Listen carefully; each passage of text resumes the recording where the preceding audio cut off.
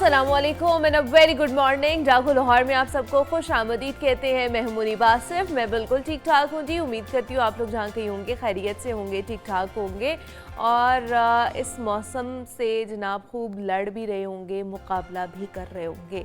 बहुत से लोग हैं जो लुत्फ़अंदोज़ भी हो रहे हैं, लेकिन कल से जो सूरत हाल बनी हुई है, एक इमरजेंसी की सूरत हाल बनी हुई है कि जनाब सैलाबी सूरत हाल ख़तरनाक शक्ल इख्तियार करती जा रही है। कल हमें पता चला कि जो 48 घंटे थे जो कि परसों से शुरू हो रहे थे, जिसमें से 24 घंटे गुजर चुके थे और अगले 24 घंटे बहुत ही क्रिटिकल हैं। वो 24 घंटे भी गुजर गए, लेकिन अभी भी आप ये समझें कि जो 24 और 48 घंटे गुजर चुके हैं तो ख़तरा शायद ख़त्म हो गया है, तो ऐसा नहीं है। अभी भी जो सैलाबी सूरत हाल है, जो ख़तरा है सैलाब का, मुमकिन सैलाब का, वो अभी भी मौजूद है, इम्कानात मौजूद है, क्योंकि वो जो रैला है वो शादरा तक पहुँच चुका है, वो रावी तक पहुँच चुका है और ये सूरत हाल अभी भी है। कल भी हमने देखा कि पंजाब हुकूमत बहुत एक्टिव नज़र आई, हमारे सारे इदारे बहुत ज़्यादा एक्टिव नज़र आए, बर वक्त इक़दाम किए गए ताकि लोगों को वहाँ से इनखला उनका किया जाए। वहाँ पर जो इमदादी कार्रवाइयाँ हैं वो बिलफौर जो है ना उनकी वहाँ तक पहुँचाई जाए, रसाई वहाँ तक हो, लोगों तक हो और इनखला लोगों का किया गया, वहाँ से मुंतकली लोगों की गई ताकि लोगों की जानो माल की हिफाजत की जाए। इसके अलावा आज सुबह सवेरे ही अगर आप लाहौर न्यूज़ देख भी रहे थे तो आप लोगों को वक्तन फ़वक्तन इस चीज़ का आइडिया होगा कि इस वक्त जो सूरत हाल ये है कि वहाँ की रावी में पानी आ चुका है 1,70,000 जो क्यूसिक पानी मौजूद कह रहे हैं कि वहाँ पे कैपेसिटी मौजूद है, लेकिन इससे ज़्यादा बताई जा रही है कि वहाँ पर पानी आ जाएगा। और शादरा का इलाका इवन दो कि उसके जो साथ इलाके हैं वो बहुत ज़्यादा ज़ेरे आब आ चुके हैं, फसलें ज़ेरे आब आ चुकी हैं। आज भी बहुत ज़्यादा ख़तरा है, आज की सिचुएशन भी बहुत क्रिटिकल है। इंतज़ामिया का साथ दें, वहाँ पर ना जाएं, वीडियोज़ की खातिर, पिक्चर्स की खातिर, सिर्फ इन चीज़ों की खातिर, व्यूज़ की खातिर जो है ना, खुदारा अपनी जानों की हिफाजत करें, अपनी जानों के साथ साथ दूसरों की जानों की भी हिफाजत किया करें। तो इसके ऊपर वक्तन फ़वक्तन हम अपने प्रोग्राम में भी आपको बताते रहेंगे, न्यूज़ डिपार्टमेंट भी आपको वक्तन फ़वक्तन इसके हवाले से अपडेट करता रहेगा। अभी प्रोग्राम में आगे बढ़ते हैं, कुछ अपने सेगमेंट के ऊपर बात कर लेते हैं और आज कुछ हमने फिजियोथेरेपी के हवाले से बात करनी है। तो रीढ़ की हड्डी ना कहा जाता है कि इंसानी जिस्म का सतून होती है, लेकिन अगर इसमें कोई ज़ख़म आ जाए, कोई इंजरी हो जाए तो ज़िंदगी का हर पहलू मुतासर होता है। ऐसे में सबसे अहम सवाल ये बनता है कि क्या स्पाइनल कॉर्ड इंजरी का इलाज फिजियोथेरेपी में मुमकिन है या नहीं है?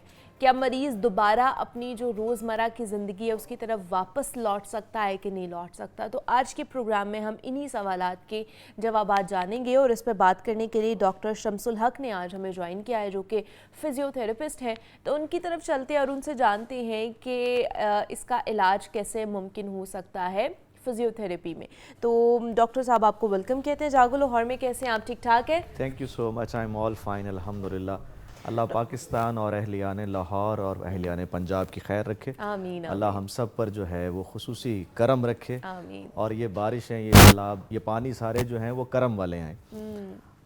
स्पाइन से रेलिवेंट आपने बात की कि इसका फिजियोथेरेपी से कितना कनेक्टेड है, क्या हम ट्रीट कर सकते हैं फिजियोथेरेपी से स्पाइनल इंजरीज़ को कि नहीं। एक्चुअली स्पाइन जो है ये आपकी 33 बोन्स हैं। स्पाइन सिर्फ कोई एक हिस्सा नहीं है सिर्फ हमारे जिस्म का। आपकी गर्दन से लेकर आपकी कमर तक, कमर के निचले हिस्से तक, यहाँ तक कि आपकी टेल बोन तक, ये सारा जो एक स्ट्रक्चर अल्लाह ने एक दूसरे के ऊपर कॉइन्स की तरह रख के, एक दूसरे के ऊपर हड्डियाँ रख के जो है बनाए, इसको स्पाइन हम कहते हैं। अब डिपेंड करता है कि कौन सी इंजरी हुई है। इसकी बहुत मुख्तलिफ तरह की इंजरीज़ हैं। इन इंजरीज़ के अंदर सम टाइम ऐसा होता है कि हड्डी बिल्कुल ही हम आम अल्फाज में कहूँ तो वो चूर चूर हो जाती है, रेजा रेजा हो जाती है। इसको हम बर्स्ट फ्रैक्चर कहते हैं। यानी अगर फ्रैक्चर भी हुआ तो हमें देखना पड़ता है कि फ्रैक्चर की कौन सी किस्म है। ठीक है। सम टाइम ऐसा होता है कि बिल्कुल हेयर लाइन सा है जो फील भी नहीं हो रहा। तो हेयर लाइन फ्रैक्चर तो वैसे भी हमारे उसके अंदर एक सिंपल सा प्रोटोकॉल होता है कि किसी ब्रेस या रेस्ट के थ्रू और इनएक्टिविटी यानी इमोबाइल कर दें पेशेंट को, कहें जी आपने मूव नहीं करना, तो वो काफ़ी हद तक वो रिकवर होना शुरू हो जाता है। अगर बिलफर्ज के इंजरी हो गई है, स्पाइनल कॉर्ड इंजरी हमें, तो क्या हर इंजरी में हमें फिजियोथेरेपी करवानी चाहिए या फिर कुछ ऐसी मखसूस इंजरीज़ हैं जिसमें सिर्फ हमें फिजियोथेरेपी करवानी चाहिए? नहीं, ऐसा बिल्कुल नहीं है। मैं एक्चुअली इसी को क्लासिफाई करना चाह रहा था कि इंजरी किस किस तरह की होती है, तो वो बात बड़ी आसानी से हमारे सुनने वालों के लिए कवर हो जाएगी। पहले तो हम इंजरी लेते हैं फ्रैक्चर्स को। ओके। अब फ्रैक्चर्स इस तरह के भी हो जाते हैं कि वो बिल्कुल ही हड्डी का कुछ नहीं बचा, तो डेफिनेटली वहाँ पर तो मूव करना ही नहीं बनता, वहाँ पर तो फिजियोथेरेपी का किसी तरह से कोई ऐसा रोल नहीं है, कोई जादू नहीं है, कोई मैजिक नहीं है, कोई क्रैकिंग नहीं है, कड़ाका नहीं है ऐसा कि निकाल के हम ठीक कर देंगे। सर्जरी में जाना ही जाना है पेशेंट। सम टाइम होता है कि एक बहुत माइल्ड सा उसको कोई हेयर लाइन फ्रैक्चर आया या कंप्रेशन फ्रैक्चर भी हम एक कहते हैं। बूढ़ों में ये देखा गया है कि हड्डियां कमज़ोर हो जाती हैं तो एक दूसरे के ऊपर दबाव की वजह से भी वो कंप्रेशन फ्रैक्चर में चली जाती हैं, उसको भी हम मैनेज कर सकते हैं फिजियोथेरेपी के ज़रिए। फिर इससे निकलें तो कुछ स्पाइन की जो इंजरीज हैं उनमें शामिल हैं डिसलोकेशंस, मतलब हड्डी, आम अल्फाज में लोगों ने सुना होगा मोरा निकल गया है। मोरा निकल गया, हाँ ये बहुत सुना है, बहुत कॉमन है हमारे। अच्छा, अब मोरा अगर निकल गया है, डिस्प्लेस हो गया, तो फिर भी हमें देखना पड़ता है ग्राफ्स के थ्रू के किस हद तक गया है। वो कुछ एक्सरसाइज हमें करके दिखाएंगे। जी डॉक्टर साहब। Okay, I have this model with me और मैं once again I am saying कि आप जब भी ये एक्सरसाइजेस करें तो उससे पहले अपना पेन लेवल ज़रूर देखें, और अगर पेन लेवल कम है तो साथ वार्म अप पहले लाजमी कीजिएगा। वार्म अप के बाद फिर आप ये एक्सरसाइज करें। इस एक्सरसाइज में सबसे पहले मैं आपको सिर्फ पोजीशनिंग बता रहा हूँ। आप इस तरह से अपना हाथ अपने बॉडी से थोड़ा सा दूर ले जाएंगे, इसी तरह से दूसरा हाथ थोड़ा सा दूर ले जाएंगे, and then you are suppose to breathe in, अपना सांस अंदर लेके जाएं जी, खींचें खींचें खींचें खींचें। अच्छा, अब हम इसमें ना बाकायदा इसी तरह से हाथ रख के पेशेंट को हम फील कर रहे होते हैं कि इधर ही वो ये कर रहा है या नहीं कर रहा। होता क्या है, ये थोड़ा सा कोर की एक्सरसाइज है। ओके। कोर में इस बिल्कुल बिगिनिंग लेवल है, इस तरह से कि हमें क्या करना होता है, एब्डोमेन को अंदर लेके जाना। हम जितना एब्डोमेन को अंदर पुल करते हैं तो हमारी स्पाइन के आगे वाला जितना भी हिस्सा है वो सारा इन्वॉल्व हो जाता है। ठीक, स्पाइन सिर्फ पीछे नहीं है, ज़ाहिर 360 डिग्री है, तो स्पाइन का अगला जो हिस्सा है उसके अंदर हमें यहाँ पर उन मसल्स में जाके इफेक्टिविटी मिल रही होती है, और ब्रीदिंग को भी हमें साथ can we do while sitting? Yes, we can also do it while sitting if the posture is good. अगर न्यूट्रल पोस्चर में आप करें तो बिल्कुल आप कर सकते हैं। हर स्पाइन की इंजरी के पेशेंट की ये गाइडलाइन होती है कि आपने पोस्चर अब न्यूट्रल रखना है। अब आपने आगे झुक के फॉरवर्ड फ्लेक्शन नहीं करनी, आपने नीचे से कोई चीज नहीं उठानी, ठीक है, और सिंगल एक हाथ से अगर आप उठाएंगे तो आप दोनों हाथों से उठा रहे होंगे, और अपने स्पाइन को फिर भी सीधा रखेंगे, अपनी कमर को आप बेंड नहीं करेंगे। जितना आप ज्यादा बेंड करेंगे उतना और पेन आएगा और पेन फ्लेयर करेगा, और then you might be going to the other cases as well. So ये पहला है, that is called as abdominal drawing manoeuvre. इसको एब्डोमिनल ड्रॉइंग कहते हैं हम। आप इसको जितनी देर होल्ड करना चाहें आप कर सकते हैं, आपके डिपेंड करता है। ठीक, और इसके अलावा अब जो सेकंड हमारे पास एक्सरसाइज है उसमें हम क्या करते हैं, अब वो स्ट्रेंथ के लिए है। बेंड कर लें, इसको भी बेंड कर लें, दोनों को बेंड करके रखें, ठीक है। अब आपने अपना पेट लिफ्ट करना है, उठाएं, उठाना है, ऐसे नहीं, सीधा उठाएंगे पेट, सीधा, बिल्कुल सीधा उठाएं उठाएं उठाएं उठाएं, लिफ्ट करें लिफ्ट करें लिफ्ट करें, जोर लगाएं, जरा जोर लगाएं जोर लगाएं, उठाएं उठाएं उठाएं उठाएं, दैट्स गुड, पहुंच गए हम यहाँ तक। अच्छा, अब देखें, this patient is able to hold only this much, जिस तरफ इतना होल्ड कर पा रहा है। वजह, कोर बहुत वीक है, स्पाइन बहुत वीक है, ठीक है। इसका मतलब भाईजान आपको भी रोजाना जो है ना अच्छी खासी एक्सरसाइज की जरूरत है। आप इस पोजीशन को होल्ड करते हैं, इस पोजीशन में आपका लो बैक पूरा, आपका थोड़ा सा थोरेसिक और ग्लूट्स यानी हिप एरिया और हैमस्ट्रिंग्स, इस तमाम की स्ट्रेंथ है। आप सिर्फ इस पोजीशन को होल्ड कर लें, अब नीचे ले जाएं, इस पोजीशन को होल्ड कर लें तो आपको इनडायरेक्टली इसमें स्ट्रेंथ मिलना शुरू हो जाती है, जो कि बहुत ही इफेक्टिव है। इसके अलावा हम एक करते हैं ऑल्टरनेट हैंड्स, ये बड़ा सिंपल और बिगनर लेवल का है ये भी। उसमें हम क्या करते हैं कि आप देखें कि ये वाली जो लेग है जी, इसको मैंने बेंड रखा है, और ये वाली जो लेग है और ये वाली जो हाथ है इसको मैं इन्हें कहूंगा कि ये रेज करें। ये जैसे ही यहां तक लेके जाएंगे, इसको रेज करने के बाद अब ये लेग उठाएंगे, ढीला छोड़े, लूज, और अब इसको मूव करेंगे। Now he'll move. मतलब ऑपोजिट आपने करना है, exactly. अब ये इसको मूव करेंगे, ठीक है। मूव करने के बाद अब इसको डाउन कर लेंगे, इस हाथ को भी डाउन कर लेंगे। अब आप ये हाथ उठाएंगे, वेरी नाइस, और अब इस लेग को फॉरवर्ड एंड बैकवर्ड मूव करेंगे। मैं पेशेंट से बकायदा पूछता हूँ अच्छा कि भाई कुछ फील भी हो रहा है कि नहीं है, कि सिर्फ हम ही अब आप मुझे खुद बताएं, आपको कुछ लाइट सी मूवमेंट यहाँ फील हो रही है कमर में? जब आप इसको लिफ्ट कर रहे हैं, लिफ्ट करने के बाद जब आप टांग चला रहे हैं, तो हमें इतना ही लाइट बिगिनर लेवल चाहिए होता है, ठीक है। अब आप उल्टा प्रोन में चले जाएं, ठीक है। आपने 4 टांगों पे आना है, अपनी लेग्स ऐसे नहीं, पीछे आए पीछे आए पीछे आए, हाँ इसको रेज कर लें, इसको भी, घुटने को भी रेज करें, बेंड करें जिस तरह बच्चा ऐसे, दैट्स गुड। थोड़ा पीछे हो जाएं और यहाँ पर, वेरी गुड। अब देखिए यही जो पोस्चर है ना, जिस पोस्चर में इस वक्त ये हैं जी, तो इनकी ये स्पाइन बेंड हुई है। Okay, this is called one cat stretch. ये कैट स्ट्रेच है, जस्ट लाइक कैट्स जो है ना, वो अपनी वो इस तरह होती है, हाँ, अपर बैक को, स्पाइन को यूं बेंड करती ठीक है। है। लेकिन हम इसको काव में भी कन्वर्ट करते हैं। हाउ? Okay. इसको हम कहते हैं कैट काव स्ट्रेच। वो कैसे करते हैं जरा गौर कीजिएगा। अपनी यहां से जो कमर है नीचे लेके जाएं, कमर यहां से, शोल्डर नहीं हिलाने, यहां से कमर नीचे लें, शोल्डर नहीं हिलाने, ऊपर देखें, यहां से कमर नीचे लें, सी दिस। ओके, बहुत सिंपल सी एक्सरसाइज है, ओह, बट 1 से 2 बार करेंगे तो हमेशा पेशेंट को इस तरह एजुकेट करना पड़ता है। अब आप नीचे देखें, बैंड आ गया जी, ठीक है। अब आप ऊपर देखें, ये काऊ हो गया और वो दूसरे वाला जो है कैट पोजीशन होगी। कैट एंड काउ पोजीशन बहुत जबरदस्त है। आप देखें इसमें हमारी ये स्पाइन मूव कर रही है, इसके मसल्स मूव कर रहे हैं, ठीक है, इसके लिगामेंट्स पे थोड़ा थोड़ा स्ट्रेच भी आ रहा है, ठीक है। तो जब अर्ली लेवल्स होते हैं तो हमें अर्ली लेवल्स में ये बहुत ज्यादा हेल्प करती है। That is cat and cow stretch 20 times, दिन में 3 से 4 बार आप इसको रिपीट कर सकते हैं। ओके, एंड फाइनली और आखिरी, that is for stability. Okay, और स्टेबिलिटी के लिए ना एयर में लेंगे। ओह माय गॉड, आज लगेगा पता, आज कमर की एक्सरसाइज की है आपने। आज आप घर जाके बताएंगे मैंने आज कमर की है।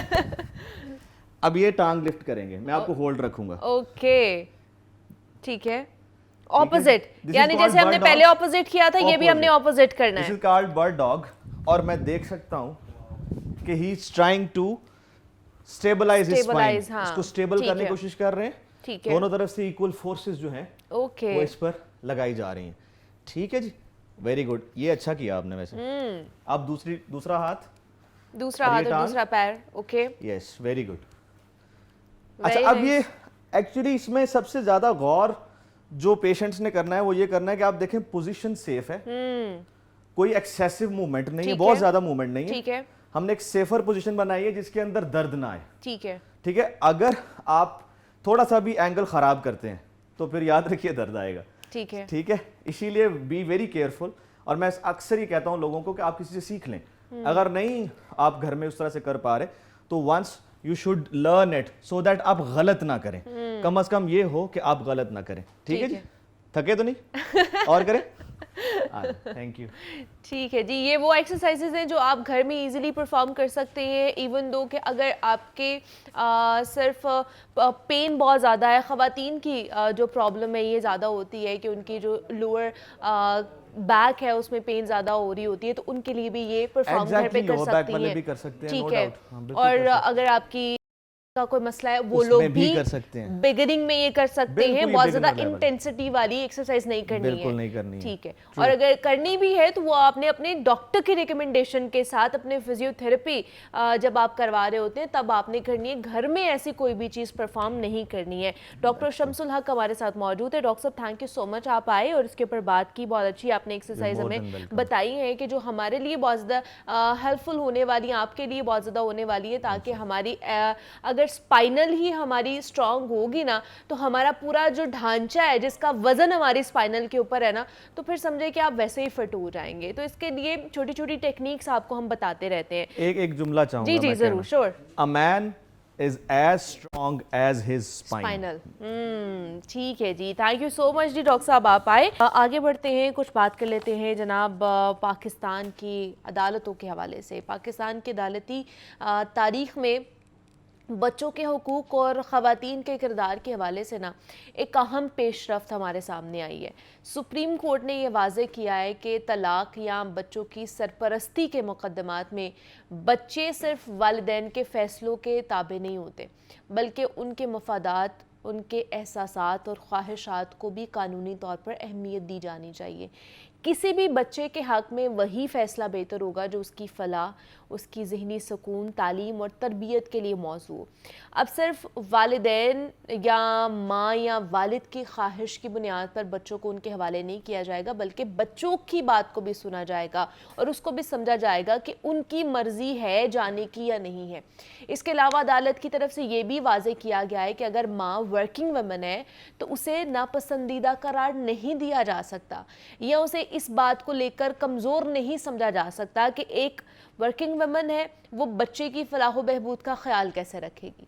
तो इसी हवाले से हम मज़ीद बात करेंगे कि ख़वातीन के किरदार और बच्चों के कानूनी हुकूक से मुतालिक अदालत का ये जो फ़ैसला है किस कदर अहमियत का हामिल है और इसके अंदर मज़ीद क्या क्या क्लॉज मौजूद हैं, कौन कौन से नकात हैं जिसके ऊपर हमें मज़ीद एड्रेस करने की ज़रूरत है या आप तक उसकी आगाही पहुँचाने की ज़रूरत है। तो इस पर बात करने के लिए हमारे साथ एडवोकेट अली खलील मौजूद हैं, तो उनसे आपकी मुलाकात कराते हैं। अली, आपको वेलकम कहते हैं जागो लाहौर में। कैसे हैं हम? ठीक ठाक हैं अली? ये जो ख़ास तौर पर सुप्रीम कोर्ट का ये जो आई है फ़ैसला आया है, इस हवाले से क्या कहेंगे आप? किस कदर अहमियत का हामिल है ये फ़ैसला पूरा? अच्छा, ये फ़ैसला जस्टिस ऑनरेबल मंसूर अली शाह साहब की तरफ से एक फ़ैसला सुनाया गया। इसमें एक बड़ा अहम पॉइंट वो ये था कि बच्चों को कस्टडी के मामला से पहले at the stage of divorce भी सुना जाएगा। अच्छा, तो उस टाइम भी उनके कंसिडरेशन में उनको पॉइंट्स को साथ नोट कर लिया जाएगा, नोट डाउन कर लिया जाएगा। अब इशू एक हमारे यहाँ बहुत बड़ा ये रहता है कि चूंकि हम पहले भी इस पे आपके प्रोग्राम में वक्तन बात करते रहते हैं कि तलाक जो है वो इस हद तक स्पीड से बढ़ रही है कि जो हमारे वहम गुमान से ज़्यादा है। अब लाहौर शहर में या पंजाब की अगर हम बात करते हैं, पिछले 1 साल में 1,47,000 तलाक का हो जाना एक अलार्मिंग सिचुएशन है। अब इस सिचुएशन में जो बच्चे मुतासिर होते हैं, उन्होंने एवरेज तकरीबन 4-4.5 लाख बच्चे सालाना मुतासिर हुए वालिदैन के मबैन तलाक की वजह से। अब उनके जहनों पर वो असरात मुरतब होते हैं कि जो ता जिंदगी उनके जहनों से किसी तरह भी रिमूव नहीं किए जा सकते और बच्चे तबाही की तरफ जाते हैं, मोस्टली मल्टीपल इशूज़ का शिकार हो जाते हैं। अब कोर्ट्स इसमें ये चाहती हैं कि इन तमाम वो फैमिलीज़, वो कपल जिनमें बच्चे मौजूद हैं, जो बच्चे वाले हैं, उनके अंदर किसी तरह तलाक की रेशो को कंट्रोल किया जा सके। अब इसमें एक पॉइंट बड़ा अहम था कि जो वर्किंग वूमेन है वो उससे बच्चे मुतासिर भी होते हैं। नहीं तो ये एलिमेंट आया क्यों? मतलब वर्किंग वुमेन का मामला क्या था? अच्छा, वर्किंग वूमेन का ये था कि जो वर्किंग वूमेन है वो बच्चों को पूरी तरह टाइम नहीं दे सकती। अच्छा, मतलब ये सिर्फ एक पॉइंट हाईलाइट किया गया कि अगर वर्किंग वुमेन है तो वो शायद बच्चों को अच्छे तरीके से टाइम नहीं दिया जाएगा, दे सकती है तो इसलिए उसके हवाले नहीं किया जाए। यस, अच्छा, इसमें एक दूसरी इसका पर्सपेक्टिव भी ठीक है। अगर एक वुमेन जो खुद अच्छा कमा नहीं रही, ठीक है, उस सूरत में उसके हवाले नहीं किया जाएगा। उस पे भी आप यही कहते हैं कि वो कमा नहीं रही, उसका आमदनी नहीं है, तो उसके हवाले कैसे करते हैं हम बच्चों? इसी तरह अगर कमाने जा रही है तब भी उसके हवाले नहीं किया जा सकता। किसी साइड पर भी खवातीन को जो है ना आपने जीने नहीं देना। इसमें खवातीन का मामला नहीं है। इसका असल पर्पस वो ये है कि किसी तरह बच्चों को दरमियान में लाते हुए, हवालगी के मामला को लाते हुए एक तो बेहतर किया जा सके, दूसरा बच्चों की वजह से तलाक को किसी तरह से कंट्रोल किया जा सके। अब होता यह है कि हम लोग, एक हमारा कौमी वतीरा बन चुका है कि हम लोग अपने जज्बात में और अपने झूठे, मैं तो कहता हूँ इमोशंस में और अपनी अना की जिद में जब कपल्स एक दूसरे के खिलाफ जंग में जाते हैं, उसमें सबसे पहले जो मुतासिर होते हैं बच्चे होते हैं। exactly. अब बच्चों के लिए मैं अक्सर कहता हूँ कि पेरेंट्स जो होते हैं वो पेरेंट्स में माँ बाप दोनों एक यूनिट होते हैं। उनके लिए माँ अलग और बाप अलग नहीं होता। लेकिन जब बच्चे को कम उम्री में ही ये देखना पड़ता है कि हमारे पेरेंट्स सेपरेशन की तरफ जा रहे हैं, तो बच्चे के लिए वो, हम तो कोर्ट्स में रूटीन में देखते हैं, वो क़यामत खेज़ एक लम्हा होता है। अब इससे ज़्यादा एक जो पैथेटिक सिचुएशन वो ये होती है कि जब बच्चा बाप से या माँ से, दूसरे पेरेंट्स से मुलाकात के लिए कोर्ट में आता है। कोर्ट में चूंकि हर तरह का मुजरिम, कातिल, फिर वो मर्डर केस वाला, एडवोकेटी केस वाला, तमाम लोग मौजूद होते हैं। वहाँ पे 1 महीने के बाद आमतौर पे 1 घंटे के लिए बच्चा अपने दीगर पेरेंट्स से कोर्ट की प्रेमिसेस में आता है। बिलीव मी कि बच्चे वहाँ पे ऐसे सहमे हुए होते हैं कि जैसे बच्चों पे यकीनी तौर पे आज क़यामत आ चुकी है। अब हम अक्सर इस पे कोर्ट्स पे काम कर रही हैं, हम बीइंग अ लॉयर कम्युनिटी भी कोशिश कर रहे हैं कि इन मामलों को बेहतर करके किसी तरीके से तलाक की रेशियो को कम किया जा सके और उनको मुसालत की तरफ लेके जाया जा सके। इख्तलाफात हर कपल में हो सकते हैं, दोनों जो बैकग्राउंड से आ रहे हैं, जिस बैकग्राउंड से आ रहे हैं, वो दोनों के डिफरेंट हैं। हस्बैंड का बैकग्राउंड यकीनी तौर पे डिफरेंट है और वाइफ का यकीनी तौर पे डिफरेंट है। इसके साथ अभी रिसेंटली ही एक जजमेंट थी ऑनरेबल सुप्रीम कोर्ट की तरफ से, उसमें एक अहम पॉइंट ये भी था कि अगर दो बच्चे सेम पेरेंट्स से ट्विन हों, अच्छा, उनमें भी नेचर में इख्तलाफात हो सकते हैं। ओह, तो फिर हस्बैंड वाइफ में क्यों नहीं हो सकते? ओके, इट्स मीन के इख्तलाफात होना एक नेचुरल अमल है, Exactly. लेकिन उसको बर्दाश्त करना ही हमारी जो अच्छा, ह्यूमन लेकिन साइकी होनी चाहिए, और बच्चों के लिए सबसे बेहतर ये है। ऑब्वियसली आप अपने बच्चों के लिए अपनी इन चीज़ों को, इख्तलाफात को रिजॉल्व भी कर सकते हैं। अच्छा, ये मुझे बताएं, अब जैसे उन्होंने कहा कि जी अब बच्चों की मर्जी से उनकी मर्जी भी जानी जाएगी कि उन्होंने आया किसके पास रहना है, वालिद के पास रहना है या फिर माँ के पास रहना है। तो पहले क्या डिसीजन लिया जाता था कि बच्चों को माँ के हवाले किया जाता था या फिर वालिद के हवाले किया जाता था, जो अब ये डिसीजन लिया गया है? पहले मोस्टली एज को देखते हुए फैसला किया जाता ओके। था। अब बेटी की एज कम हो या ज़्यादा, उससे आमतौर पर इतना फर्क नहीं पड़ता था। मोस्टली वो उसकी कस्टडी माँ के पास ही जाती थी मोस्टली हालात में। बेटा जो है अगर तो 7 साल से छोटा है तो माँ के पास, 7 साल से बड़ा हो जाए तो मोस्टली बाप के पास चला जाता था। उसके बाद 3-4 साल आमतौर पर हमारे यहाँ लिटिगेशन 10-10 साल भी बल्कि चलती रहती हैं, एक कोर्ट से फिर अपील ट्रिब्यूनल में चली जाती हैं। तो एक 12-13-14 साल की उम्र में जाके for the sake of formality पूछा भी जाता था। लेकिन अब मैं समझ आज के इस दौर में बच्चे भी इस हद तक समझदार हो चुके हैं कि 7-8 साल का 6 साल का बच्चा भी इतना मैच्योर होता है कि अपनी मर्जी बता सके। वैसे तो मोस्टली केसेस में उनकी कोशिश ये होती है, बच्चे ये कहते हैं कि हमने दोनों के साथ रहना है, लेकिन जो दिगर फरीक ब्रेन वॉशिंग कर रहा होता है, एट द स्पॉट आमतौर पर बच्चों को बयान दिलवाने में कामयाब हो जाता है। ठीक है, लेकिन मतलब अब ये है कि बच्चों की ज़्यादा सुनी जाएगी कि आया उन्होंने माँ के पास रहना है, या अभी भी थोड़ा बहुत एज को देखा जाएगा कि अगर बच्ची की एज है या बच्चे का एज है 7+ है तो then he can go to the father. 3-4 factors होते हैं। पहले तो हम लोग उन फैक्टर्स को नोट कर लेते थे, लाइक अगर माँ अगर शादी कर चुकी है, इट्स मीन का बेटी है, सेकंड शादी, अब जो उनका सतीला बाप है वो तो उसके लिए नामहरम है, उसके घर में बहुत से लोग मुझे नामहरम होंगे बच्ची के लिए, तो इस सूरत हाल में बच्ची आमतौर पर माँ के हवाले नहीं की जाती थी। इसी तरह अगर बाप का करैक्टर साबित हो जाता है कि वो इस काबिल नहीं है कि वो बच्चों की तरबियत बेहतर कर सके, तो ऐसी सूरत हाल में बाप की तरफ बच्चे नहीं भेजे जा सकते थे। या बाप ने अगर दूसरी शादी कर ली, माँ ने नहीं की, इस सूरत में भी बच्चे माँ की तरफ ही आमतौर पर कोर्ट्स प्रेफर करते हैं कि माँ के हवाले कर दिए जाएं। अब मैं समझता हूँ कि एक बेहतर फैसला है कि अगर आप बच्चों की मर्जी ही पूछ लें, और ख़ास तौर पे at the time of the divorce में बच्चों को शामिल कर लें रजामंदी में, और उससे कोर्ट स्टेज से पहले पेरेंट्स ही शामिल कर लें, तो शायद एक तो कोर्ट्स में जाने की जरूरत ना पड़े, हम लोग अपने इख्तलाफात को वैसे ही बेहतर कर लें। दूसरा, बदकिस्मती से जो हम लोग आपस में इख्तलाफात की सूरत में बच्चों को बतौर टूल इस्तेमाल करते हैं, या दिगर अपने कपल के खिलाफ, अपने पार्टनर के खिलाफ बतौर ब्लैकमेलिंग टूल में कहते हैं इस्तेमाल करते हैं, शायद कि हम लोग इस चीज़ को कंट्रोल कर सकें। अच्छा, क्या इस सारे पूरे सिनेरियो के अंदर कोई बच्चों की मेंटेनेंस के हवाले से भी कोई क्लॉ हमारे सामने आया है या नहीं? वो तो ऑब्वियसली ऑलरेडी मौजूद है, और मेंटेनेंस, लेकिन मैं समझता हूँ कि एज पर रिक्वायरमेंट अभी तक नहीं की जाती। लाइक बहुत सेटल्ड फैमिलीज जो हैं वहाँ पे भी एक बच्चे का आमतौर पे 10,000 रुपया पे किया जाता है। अब जो तो मजदूर आदमी है और बिल्कुल गरीब आदमी है, वो तो 5-7-8 हज़ार रुपये देगा, यकीन 2-3 अगर 2 उसके बच्चे हैं वो दे रहा है 15,000 रुपये, तो समझ आती है कि वो एक हैंडसम अमाउंट दे रहा है। 40,000 रुपये की वेज जिसके हिसाब से मैं बात कर रहा हूँ। लेकिन अगर किसी की इनकम कम है, वो भी महीने के 10,000 ही दे रहा है, और एक खतून को ऐसी सूरत हाल, अच्छा मैं ये कहता हूँ कि आप उस खतून को नहीं देते, हमारे जहनों में यहाँ पे एक मिसकंसेप्शन ये होती है कि हम लोग अपने साहब का बीवी को दे रहे हैं, अपने साहब का बीवी को नहीं दे रहे होते, दरअसल अपने बच्चों के वेलफेयर के लिए दे रहे होते हैं, और अगर वो बच्चे मेरे पास हैं तो मेरे शायद इससे ज़्यादा लग दें। जबकि ऑन दी अदर हैंड खवातीन की तरफ से भी आमतौर पर एक नेग्लिजेंस वो ये होती है कि वो चाह रही होती हैं कि हमें बच्चों की मद में खर्चा पूरा मिलता रहे, लेकिन हम लोग अपने बच्चे को बाप से मुलाकात के लिए ना भेजें, इससे जान छुड़वाती हैं। अब अगर जो ऑनरेबल सुप्रीरियर कोर्ट्स की तरफ से रूलिंग्स हैं, उसके अकॉर्डिंग अगर हम लोग एक स्केड्यूल सेट करते हैं बच्चे के बाप से मुलाकात के लिए, जिसके अकॉर्डिंग गर्मियों की छुट्टियों में कोई 10-12 दिन जाएगा, सर्दियों में जाएगा, फिर मंथ में 1 दफ़ा या ट्वाइस वीकेंड पे 2 दिन के लिए बाप के घर जाएगा, इस तरह बर्थडे पे जाएगा, घर में कोई शादी है चचा की, उसके अलावा पप्पो की, तो तब जाएगा। हम इसके अकॉर्डिंग भी स्केड्यूल अगर सेट कर देते हैं तो यकीनी तौर पे बच्चे की वालिद के साथ एक एफिलिएशन कायम रहती है।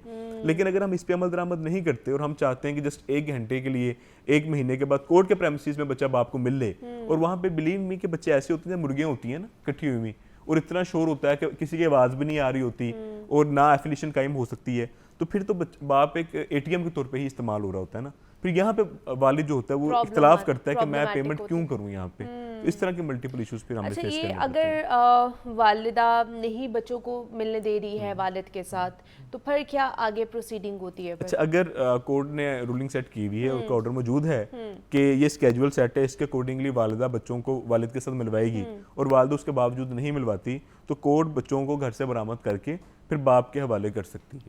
तो इस तरह कुछ केसेस में होता कम है, लेकिन कर सकते हैं।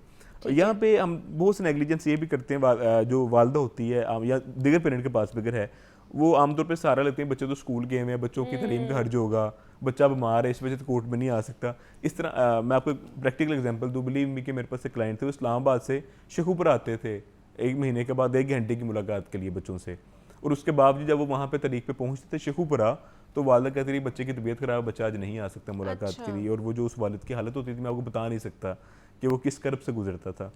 तो मैं समझता हूँ कि हमें अपनी अना की जंग में इस हद तक नहीं बढ़ना चाहिए कि हमारे बच्चे ही ज़िंदगी से हिम्मत हार जाएं।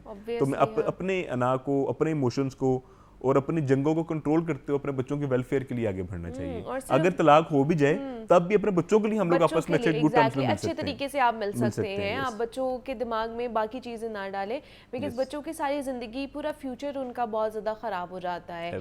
ना सिर्फ वो फिजिकली उस चीज़ से सफ़र कर रहे होते हैं, वो मेंटली इमोशनली भी उस चीज़ को बहुत ज़्यादा लेकर चल रहे होते हैं, फील कर रहे होते हैं। तो इसलिए अपने बच्चों की खातिर कुछ चीज़ें हैं उनको बर्दाश्त कर लिया करें, कुछ नहीं जाएगा आपका। तो हमारे साथ अली खलील एडवोकेट मौजूद थे। हम बात कर रहे थे ये जो नई रूलिंग आई है सुप्रीम कोर्ट की, इसके अंदर क्या क्या ऐसे पॉइंट्स मौजूद हैं जो आप तक पहुंचाने बहुत ज़रूरी थे। Ali, thank you so much कि आप आए, इस पर बात की। ब्रेक लेते हैं, यहाँ पे मिलते हैं इस ब्रेक के बाद।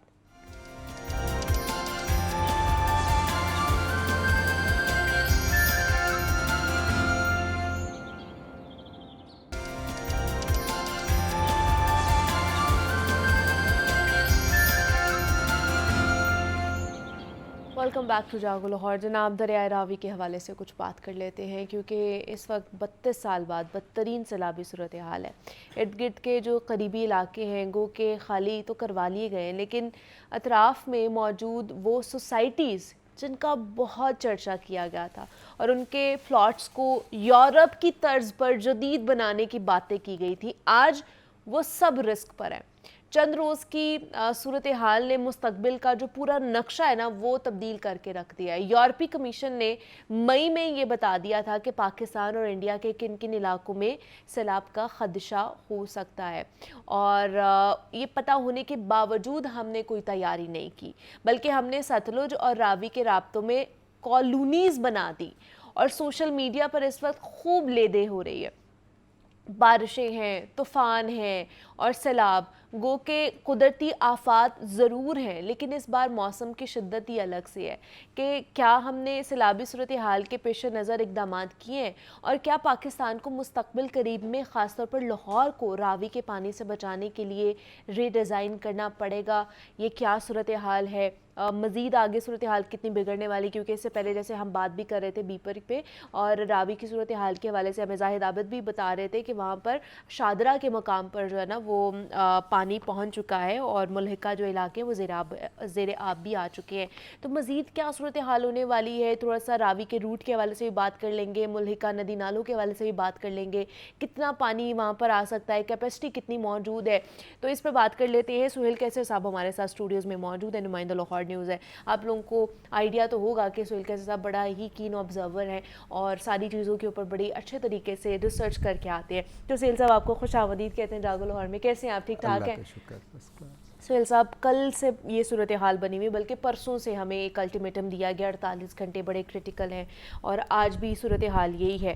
तो ये लाहौर में जो अर्बन फ्लडिंग है, क्या लगता है इस हवाले से इंतज़ामिया पूरे इक़दाम अपने कर रही है?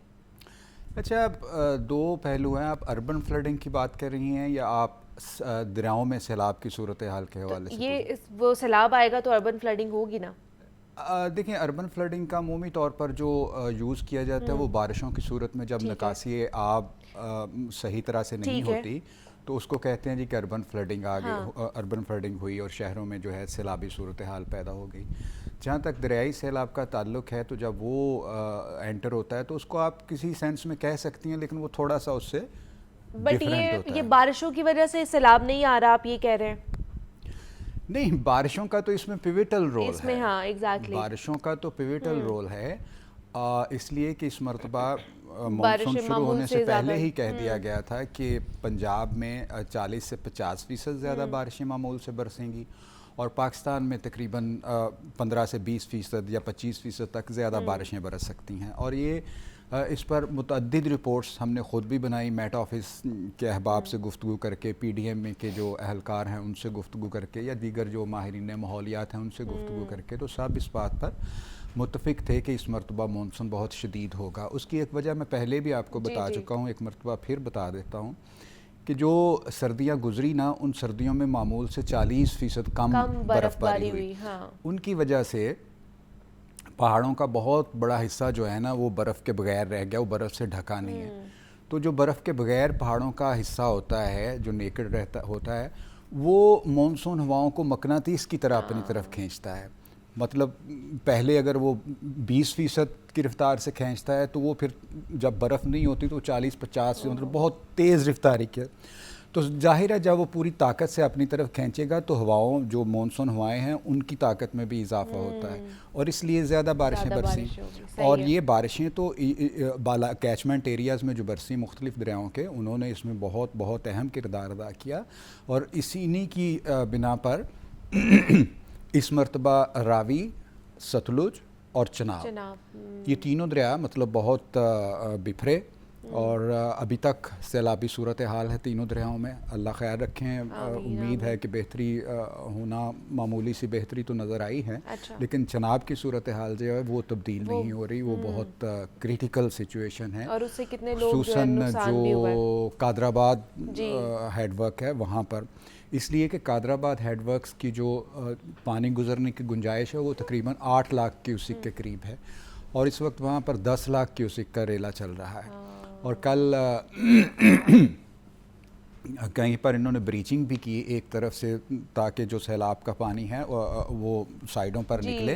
गुजरावाला और बताया जा रहा है कादराबाद के दरमियान जो है हेडवर्क्स जो है उसको नुकसान ना पहुँचे, क्योंकि हेडवर्क्स एक बहुत कीमती चीज़ होती, लोगों की जानो माल भी बहुत कीमती होती। लेकिन क्या किया जाए, जब फिर कोई दूसरा रास्ता ना हो तो फिर ये जब दो ऑप्शंस में से एक चूज करना हो तो लेकिन खुद ब्रीचिंग करने में फ़ायदा ये होता है कि आप उससे पहले प्रिकॉशनरी मेजर्स ले लेते हैं, लेकिन अगर खुद से टूट जाता है तो फिर वो बहुत ज़्यादा सिचुएशन क्रिटिकल हो जाती है। मतलब ये कह तो रहे हैं ना कि अभी जा रही है तय भारत की तरफ से दोबारा की गई है, तो मैंने तो कल भी आपसे कहा था अगर आप साबित कर दें अभी जाए, मतलब को भारत को मेरा कोई बहुत न्यूज़ में ये हर जगह यही है, उसकी वजह ये है ना, उसकी वजह ये है ना, हम स्टडी नहीं करते ना। मैं सॉरी अगर किसी को बुरा लगे, मतलब इस वक्त रावी पर जितने रिपोर्टर्स मौजूद हैं बात कर रहे हैं, किसी से जाके पूछ लिए भाई क्यूसिक क्या होता है, कि दरियाओं का कैचमेंट एरिया क्या होता है, ये इस पर भारत ने दरिया रावी पर कितने डैम और कितने बैराजेस बनाए हैं।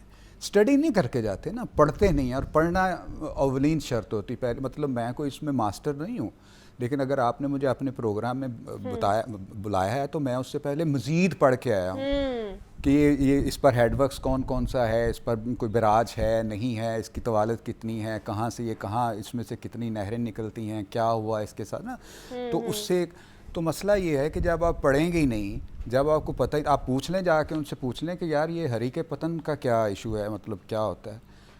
मैं किसी को वो नहीं कर रहा, मैं सिर्फ ये कह रहा हूँ। तो चूँकि एक लफ्ज़ ये वही है ना कि उसने कहा जी वो CCTV वाले जी वो मुजरमों को ले जा रहे थे, रास्ते में उनके साथियों ने फायरिंग कर यार स्क्रिप्ट ही चेंज कर लो यार।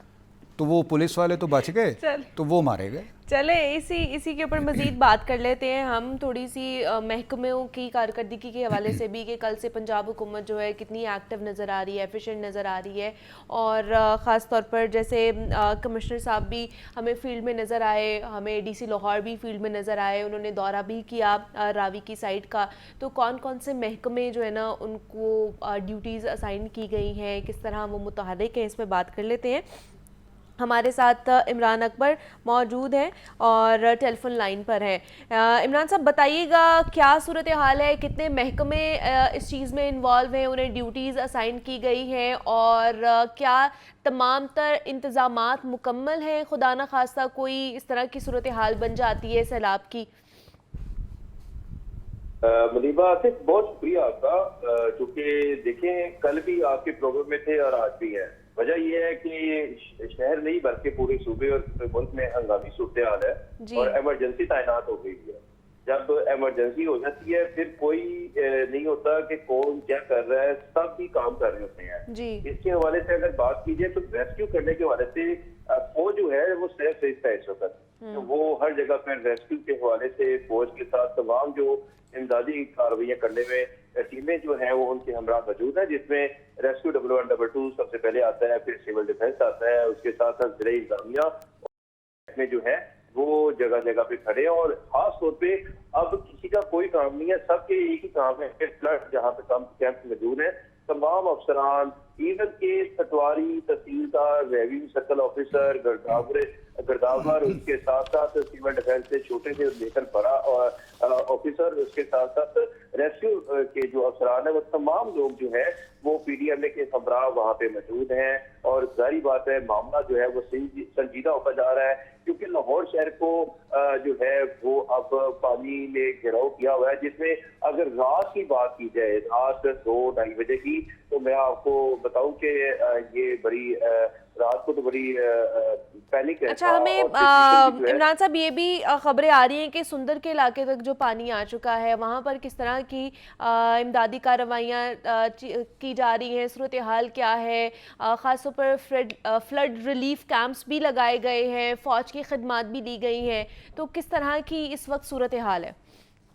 देखिए मुनीबा, मैं आपको उसी तरफ ही लेकर जा रहा था कि लाहौर के जो गिरद दुआ है उसको 5 तहसीलों के जो इस पर रेडियस है वो रखते हैं, जिसमें रावी के पार्ट में मौजूद रहाइश पजीर लोग महफूज मुकाम पर मुंतकिल किए गए रात को, और रिवर बेड और फ्लड जो है उससे मवेशी भी मुंतकिल किए गए।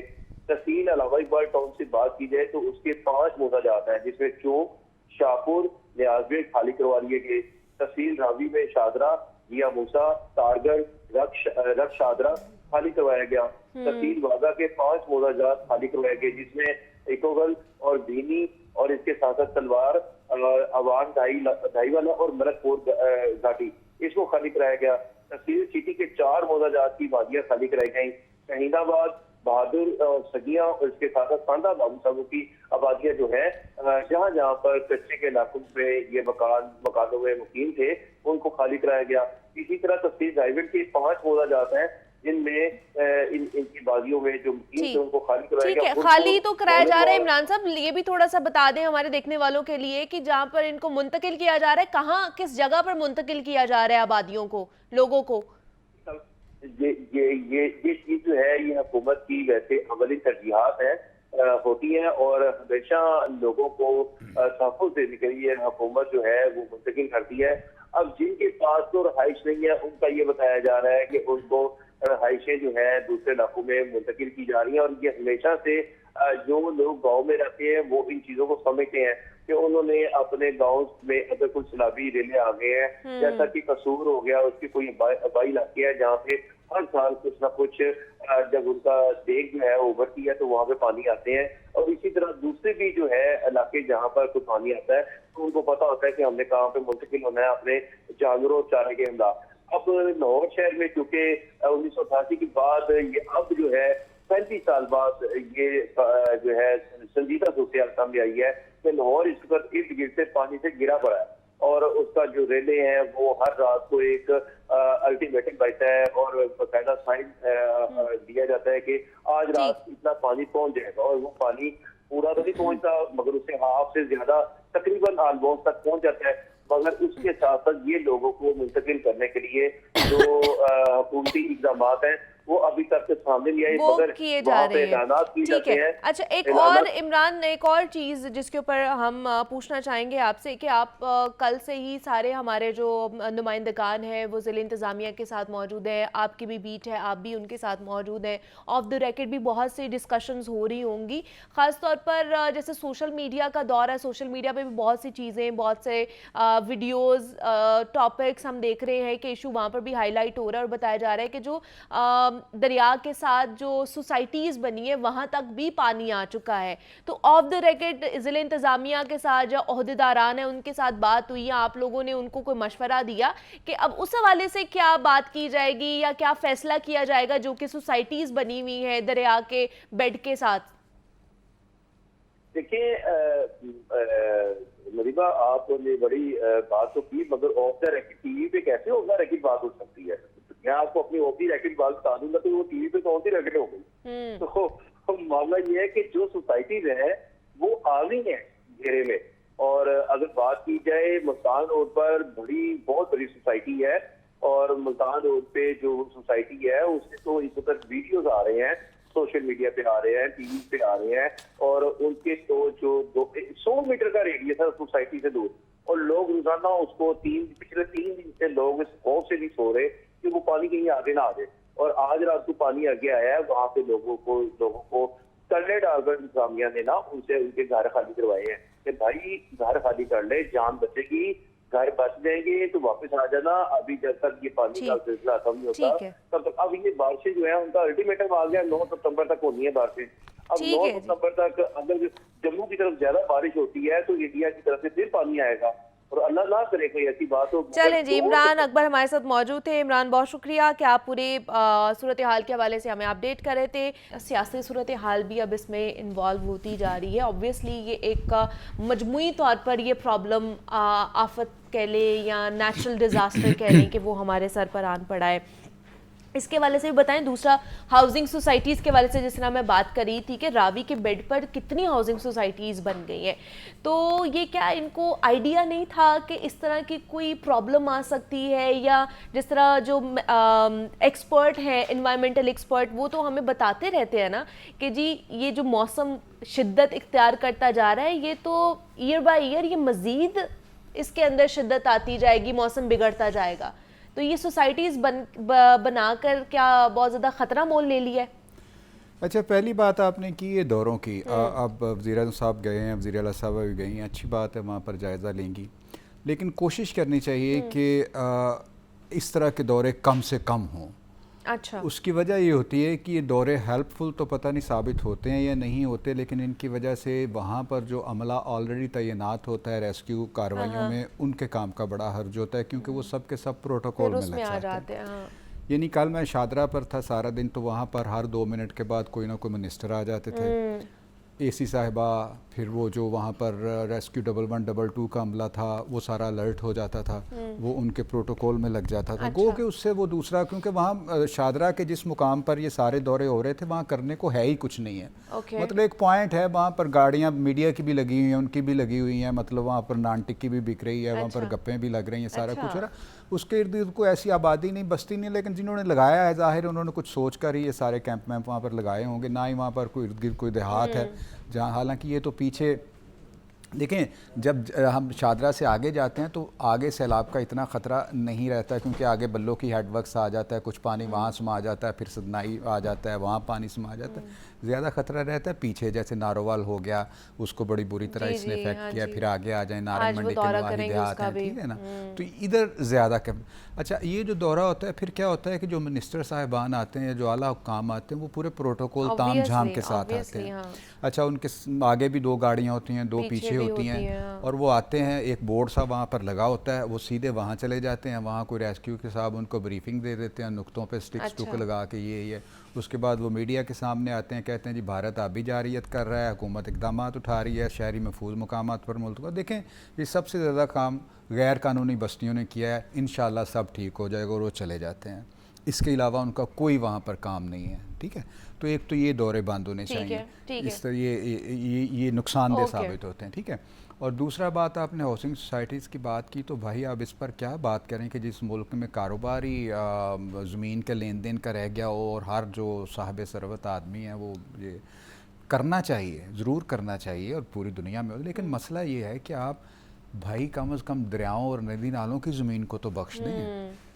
फिर आप कहते हैं जी नुकसान हो गया, दरिया ने हमारे घर उजाड़ दिए, दरिया हमारे घरों के अंदर आ गए। दरिया नहीं आया भाई, हम दरिया के अंदर चलेंगे। और दरियाओं के बारे में मशहूर है कि वो तो अपनी जगह नहीं छोड़ता। नहीं, अब इतने सालों के, वो 32 साल, जिस तरह नहीं गिद्ध नज़रें जुमाए बैठते हैं, कोई होता है, तो इसी तरह हम रावी के मुर्दा होने पर नज़रें जुमाए बैठे हुए थे कि किस वक्त ये रावी मुर्दा हो और हम यहाँ पर हाउसिंग सोसाइटीज़ और इस तरह की स्कीमें बनाएं। इस सारी सूरत हाल पर बात करने के लिए हमारे साथ सुहेल कैसर साहब मौजूद है। सुहेल साहब, बहुत शुक्रिया कि आप आए, इसके ऊपर बात की। यहाँ पे एक छोटी सी ब्रेक लेते हैं, मिलते हैं इस ब्रेक के बाद।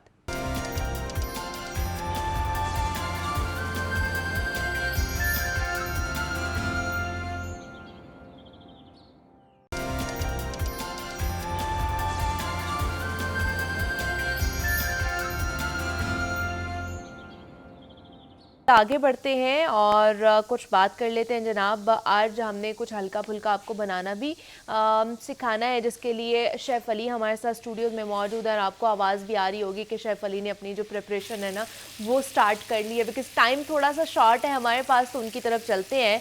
शेफ़ अली आपको वेलकम कहते हैं जागो लाहौर में। कैसे हैं आप? ठीक ठाक हैं अल्हम्दुलिल्लाह, शुक्र। शेफ़ आज क्या बनाने वाले हैं? आज बना रहा हूँ मैं chicken fajita burger. Chicken fajita burgers आज जो है ना वो शेफ़ अली बनाने वाले हैं। बच्चों को तो बहुत पसंद होता है, तो आज उनके लिए बड़ी अच्छी रेसिपी होने वाली है।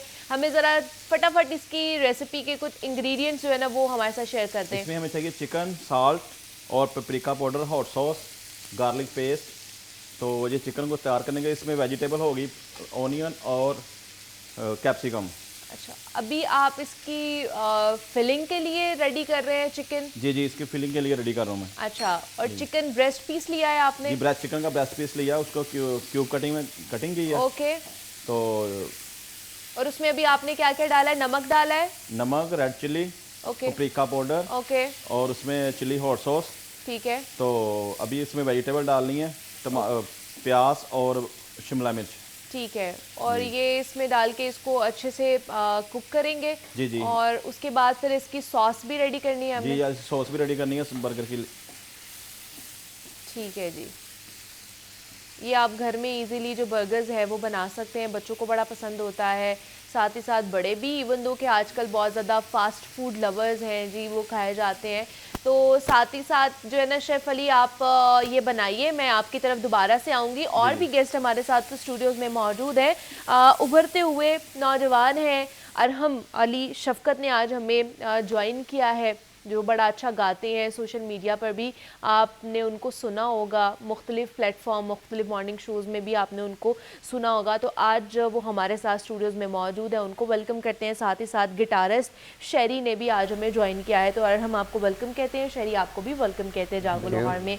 कैसे हैं आप दोनों? ठीक ठाक हैं? शुक्र खुदा का आपसे। और हम बताइए अपने हवाले से थोड़ा सा, क्या कैसे आए इस इंडस्ट्री में, गाने का शौक़ कैसे आया आपको? कुछ हमारी इंडस्ट्री में सिंगर्स थे, उनको देख के सुन के अच्छा लगता था गाना सुनना। और गाना वैसे ही जब आप सुनते हैं तो आपकी रूह की ग़िज़ा है और आपको अच्छा अच्छा फील होता है। तो फिर जब गाना शुरू किया तो लोगों ने कहा यार आप कर सकते हैं, आप गा सकते हैं, अच्छी आवाज़ है। मैंने कहा अच्छा, मैंने कहा मुझे तो नहीं लगता है। अच्छा, आप लोगों को लगता है तो चलें, ठीक है। फिर मैं स्टार्ट किया मैंने। अच्छा, और तकरीबन काफ़ी अर्सा हो गया है। फिर आहिस्ता आहिस्ता करते करते फिर मैंने अलहमरा में, इधर और से बहुत सारे इदारों में भी फिर गाया गया। और फिर इसी तरह मुख्तलिफ चैनल्स पे इंटरव्यूज़ भी हुए और स्टार्ट किया। तो आपकी फिर ये जर्नी स्टार्ट हो गई। तो क्योंकि मैं चाहूँगी कि वक्त थोड़ा सा हमारे पास कम है, तो हम ज़्यादा से ज़्यादा आपसे गाना सुने ताकि लोगों तक आपकी आवाज़ पहुँचाई जा सके। तो सबसे पहले आप क्या सुनाएंगे हमें? मैं आपको एक गिटार पे गज़ल पेश करूँगा। जी जी ज़रूर, उसको आप समाअत कीजिएगा।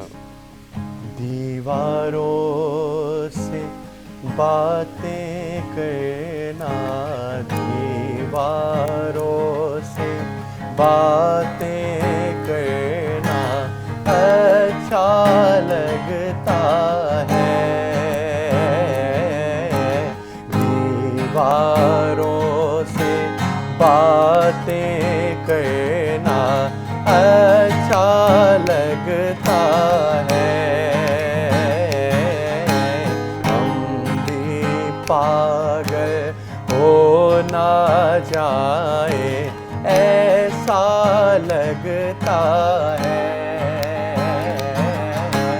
हम भी पागल हो ना जाए ऐसा लगता है। दीवारों इस बस्ती में कौन हमारे आंसू पहुँचेगा, इस बस्ती में कौन हमारे आंसू पहुँचेगा। जिसको देखो उसका दामन दामन भीगा लगता है। वाह जी वाह, वेरी गुड, बहुत ही अच्छा गाया है आपने। अरहम हमारे साथ ही मौजूद हैं, लेकिन साथ ही साथ हम शेफ़ की तरफ भी चलेंगे और उनसे भी जानेंगे कि जो आज के हमारे बर्गर्स हैं उनकी जो रेसिपी है वो कहाँ तक पहुँची है, क्या क्या चीज़ें हमें आज के लिए मज़ीद चाहिए। तो शेफ़ अली बताइए हमें, हमारा चिकन रेडी हो चुका है? जी चिकन रेडी हो चुका है। मैंने बन टोस्ट करने लगा हूँ, उसके साथ मैं सॉस बना रहा हूँ। अच्छा। सॉस के लिए साथ लिया मैंने मायो, चिली सॉस और उसमें प्रिका पाउडर ऐड किया और उसमें थोड़ा सा हम लेमन पाउडर डालेंगे। ओके, हमें चाहिए मायो, उसके साथ हमने चिली सॉस डाला है। जी चिली सॉस, साथ हमने पेपरिका पाउडर डाला है और लाइम पाउडर हमने डाला है और उसको हम मिक्स कर रहे हैं। जो हमने बर्गर के अंदर जो सॉस लगानी है ना, वो सॉस बना रहे हैं शेफ़ अली, और साथ ही साथ जो हमारे बर्गर्स हैं उनको जो है ना वो टोस्ट किया जा रहा है।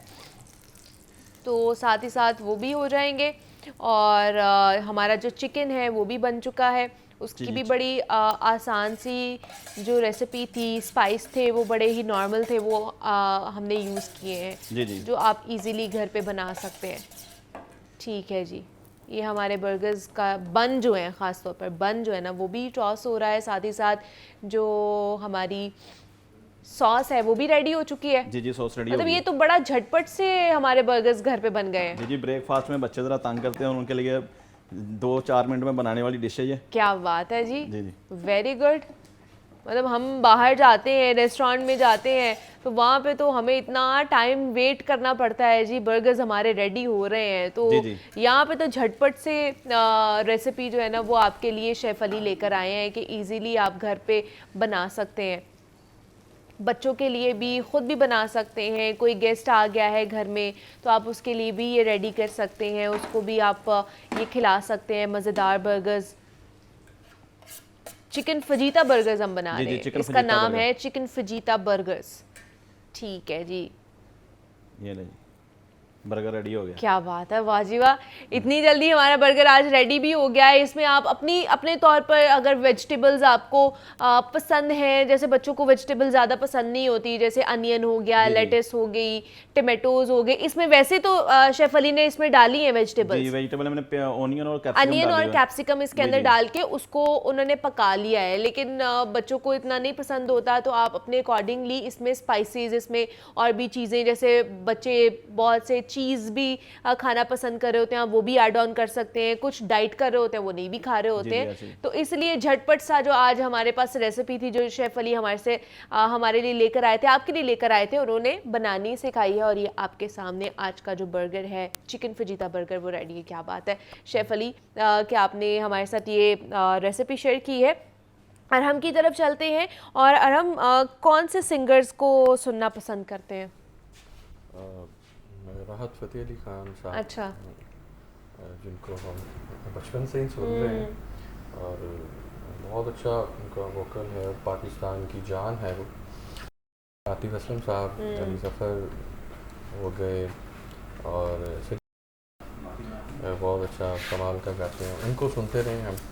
और फिर मैं ज़्यादा जो है वो फिर सूफियाना कलाम भी मैं पेश करता हूँ, और फिर जैसे बाबा बुल्ले शाह साहब के कलाम हैं और सुल्तान बाहू के या वारिस शाह के, इन सिंगर्स के साथ साथ सूफियाना कलाम भी मुझे पढ़ना बहुत अच्छा लगता है, चलें मैं पेश करता हूँ। तो मज़ीद क्या सुनाएंगे आप? हुआ मेरे यार होना था प्यार,